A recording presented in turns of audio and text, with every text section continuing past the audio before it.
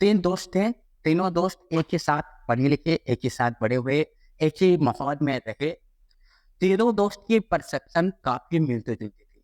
तीनों दोस्तों की शादी हो चुकी थी, तीनों दोस्तों की कमाई भी लगभग समान ही थी। पहले दोस्त का नाम रमेश था, दूसरे दोस्त का नाम महेश और तीसरे दोस्त का नाम सुरेश। पहला दोस्त रमेश वह वही सब कर रहा था जो वह करता आ रहा था, उसने कुछ अपने लाइफ में चेंज नहीं किए थे। दूसरे दोस्त महेश ने कुछ चेंज किए, कुछ पॉजिटिव चेंज किए। उसने एक बुक के 10 पेज पढ़ने शुरू किए, ऑफिस के आते जाते टाइम में ऑडियो बुक सुनना शुरू किया। ये कोई बड़ी बात नहीं है, हर कोई कर सकता है और ये बहुत ही मामूली, बहुत ही महत्वहीन दिखने वाले चेंज है जिनसे कोई ज्यादा फर्क नहीं पड़ सकता है। उसने 1 मील पैदल चलना शुरू किया, ये भी कोई बड़ी बात नहीं है। उसने अपने डाइट से 125 कैलोरी कम करना शुरू कर दिया। तीसरे दोस्त महेश ने कुछ गलत चीजों का चुनाव किया। उसने अपने फेवरेट टीवी शो देखने के लिए एक बड़ी स्क्रीन वाला टीवी खरीदा है। उसने तरह तरह की रेसिपी ट्राई की हैं। उसको रेसिपी बनाना बहुत ही पसंद है। अब उसको चीज वाला पुलाव और मिठाइयाँ उसकी फेवरेट रेसिपी बन चुकी हैं। उसने अपने घर में ही बार खोल दिया है और हर हफ्ते शराब पीता है। और यह भी कोई ज्यादा बुरी चीज नहीं है। सुरेश अपने जीवन का आनंद लेना चाहता है और यह करना भी चाहिए। अपने लाइफ में अपने जीवन का आनंद लेना भी चाहिए। 5 महीने के बाद तीनों में कोई फर्क नजर नहीं आता है। 10 महीने के बाद भी तीनों में कोई फर्क नजर नहीं आता है। रमेश वही सब कर रहा है जो वह कर रहा था। महेश बुक के 10 पेज पढ़ रहा है, ऑडियो बुक सुन रहा है, पैदल चल रहा है। सुरेश सुरेश हर हफ्ते शराब पी रहा है, तरह तरह की रेसिपी ट्राई कर रहा है और अपना फेवरेट टीवी शो देख रहा है। लेकिन 18 महीने के बाद उनके हुलिये में कुछ बहुत फर्क नजर आता है। 27 महीने के बाद यह फर्क और ज्यादा बढ़ जाता है। लेकिन 31 महीने के बाद बहुत ही आश्चर्यजनक चेंज होते हैं, बहुत ही आश्चर्यजनक बदलाव होते हैं। सुरेश अब मोटा हो चुका है। महेश ने 125 कैलोरी कम खाई तो उसका वजन 15 किलोग्राम कम है। सुरेश ने उतनी कैलोरी ज्यादा खाई तो उसका वजन 15 किलोग्राम बढ़ चुका है। महेश ने ऑडियो बुक सुनने और बुक पढ़ने में लगभग 1000 घंटे का इन्वेस्ट किया। उसके इस एक्स्ट्रा नॉलेज से उसको एक प्रमोशन मिल चुका है। सुरेश ऑफिस में दुखी है, उसका विवाह संकट में है। और रमेश रमेश काफी कुछ वैसा ही जैसे वह 2.5 साल पहले था। लेकिन वह इसको लेके काफी जेलस है कि उसने अपने लाइफ में कुछ किया नहीं।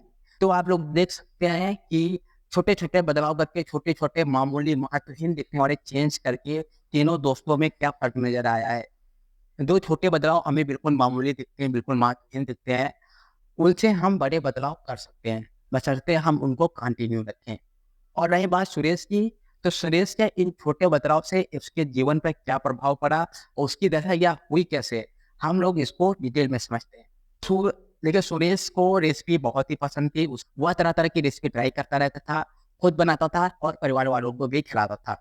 रेसिपी में मिठाई की रेसिपी सुरेश की फेवरेट रेसिपी बन चुकी थी, तो वह अक्सर मिठाइयाँ ज़्यादा बनाता था। मिठाइयाँ ज़्यादा बनाने की वजह से सुरेश मिठाइयाँ ज़्यादा खाने लगा। मिठाई ज़्यादा खाने की वजह से वह शाम को आलस करने लगा और सुबह उठते समय भी उसमें आलस भरा रहता था। आलस की वजह से वह चिड़चिड़ा महसूस करने लगा। चिड़चिड़ेपन और नींद की कमी से उसके कामकाज पर असर पड़ा। कामकाज पर असर पड़ने के कारण वह कम प्रोडक्टिव हो गया। कम प्रोडक्टिव होने के कारण बॉस ने उसको खराब फीडबैक देना शुरू कर दिया। शाम तक वह जॉब से निराश और हताश हो गया। निराशा और हताशा की वजह से उसका एनर्जी लेवल कम हो गया। एनर्जी लेवल कम होने की वजह से उसका स्ट्रेस बढ़ने लगा। स्ट्रेस को दूर करने और आराम महसूस करने के लिए वह और ज्यादा हैवी डाइट लेने लगा। एनर्जी लेवल कम होने की वजह से सुरेश अपनी पत्नी के साथ टहलने नहीं जा पा रहा था, जो वह अक्सर हर दिन करता रहता था। पत्नी को इस बात से बुरा लगता है कि सुरेश उसको टाइम नहीं दे पा रहा है, तो वह इस बात को पर्सनल ले लेती है। पत्नी के साथ टाइम बिताने की कमी, एक्सरसाइज की कमी, ताज़ा हवा की कमी से उसका एनर्जी लेवल और कम हो जाता है, जिसकी वजह से वह एनर्जेटिक और खुश रहता था। अब वह खुश नहीं है, इसलिए वह दूसरों में और खुद में गलतियां निकालने लगता है। वह अब अपने शरीर से भी नफरत करने लगा है, क्योंकि वह बहुत ही मोटा और थुलथुल हो गया है। इसलिए वह अपने आप को कम अट्रैक्टिव समझने लगा है और वह कम रोमांटिक हो गया है। सुरेश को इस बात का अंदाजा भी नहीं है कि इन सब की वजह से उसकी पत्नी पर क्या प्रभाव पड़ रहा है। वह तो बस रोमांस से बचना चाहता है। रोमांस के बचने के चक्कर में वह देर रात तक टीवी देखता है, क्योंकि यह ज्यादा आसान काम है। सुरेश और उसकी पत्नी में दूरी बढ़ने लगती है। उसकी पत्नी अकेलापन महसूस करने लगती है। अकेलापन दूर करने के लिए उसकी पत्नी अपनी सहेलियों के साथ ज़्यादा समय बिताने लगती है, पार्टी-शार्टी में जाने लगती है। पार्टी-शार्टी में पुरुष उसके साथ फ्लर्ट करते हैं। सुरेश की पत्नी सुरेश को धोखा तो नहीं देती है, लेकिन सुरेश मन ही मन समझ जाता है कि कुछ तो गलत है। दिक्कत यह है कि वह यह नहीं समझ पाता है कि समस्या की जड़ उसके बुरे चुनाव और व्यवहार है। इसके बजाय वह आपकी पत्नी में दोष निकालने लगता है, क्योंकि सामने वाला दोषी है, यह विश्वास करना आसान होता है, अपने अंदर झाँक कर देखना बहुत ही मुश्किल होता है। सुरेश के मन में यह विचार भी नहीं आता है कि वह अपने दोस्त महेश की तरह अगर ऑडियो बुक सुनता, बुक पढ़ता, तो उसको पता चल पाता है कि नेगेटिव हैबिट को कैसे दूर कर सकें।